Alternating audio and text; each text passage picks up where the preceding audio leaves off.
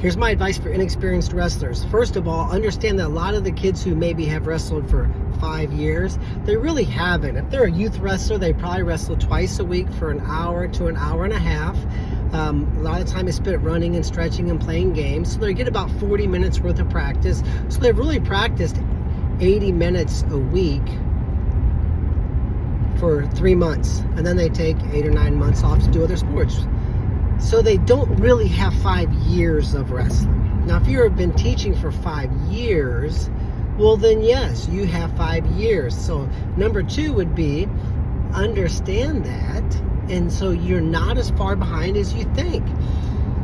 Number 3, think about kind of dumping volume, high volume training.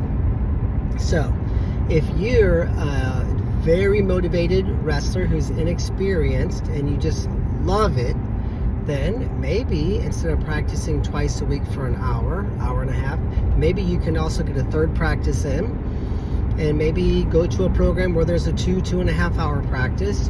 You can supplement this with some weekend camps. Sure, you can't play with your buddies, no video games, no laying on the couch on a Sunday. It's work, let's be honest, but other people are doing it, so if you really want to do it, you can do it too.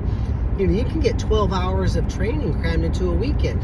Maybe you can get a home wrestling mat and buy one for $700. That's expensive, but you skip.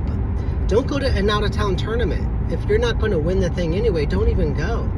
Take that $1,100, get a home wrestling mat, maybe a couple wall panels, and now you get 2 other partners who are very serious also. Now you're having practice at your house.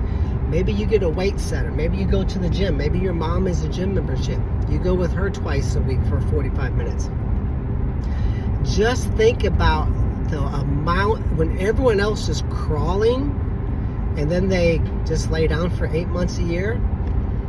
You're jogging at a hard pace. So you can very easily make up for the lack of experience just by putting in more volume. And yes, tournaments, but you don't really usually get great at tournaments. That's just where you go to try to collect medals. So I would not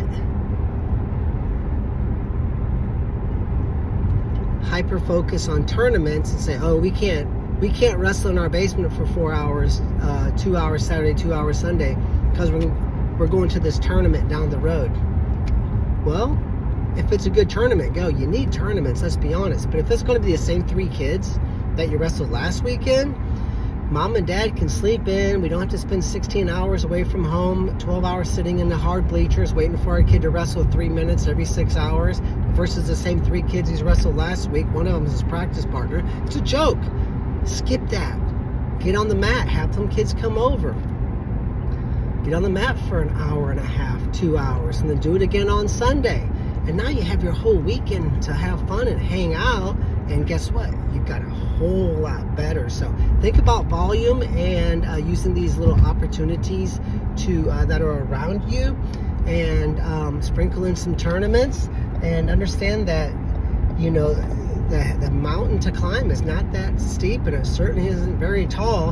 Most of these kids who are experienced are not really very experienced, and a lot of them are, I mean, they're not very skilled. So if you become a skilled wrestler, plus you dump a bunch of live wrestling and drilling volume into that, you'll catch them in 6 months, probably 3 or 4. Good luck to you guys.